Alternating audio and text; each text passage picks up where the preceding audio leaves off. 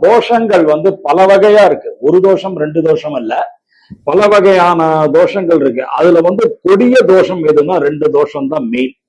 ஒண்ணு பித்ரு தோஷம், இன்னொன்னு வந்து ஸ்திரி சாபம், பெண் சாபம். இந்த ரெண்டு வந்து மிக கொடிய தோஷம். இந்த ரெண்டு தோஷம் ஒரு ஜாதகத்தில் இருந்தால் அவங்க குடும்பத்தை புரட்டி போடும். குலதெய்வம் தெரியாம சாமி கும்பிடலாம்.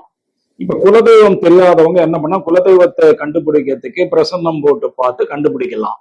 இல்ல குலதெய்வம் எதுவே தெரியாம தவிக்கிறவங்களுக்கு பௌர்ணமி அன்னைக்கு வீட்டுல வந்து ஒரு சின்ன படையல் போட்டா 6 மாசத்துல குலதெய்வத்தை காமிச்சு கொடுத்துரும். திருமண பொருத்தம், திருமண பொருத்தத்துல நீங்க பார்க்க வேண்டியதே வந்து மெயினா வந்து 3 பொருத்தம்.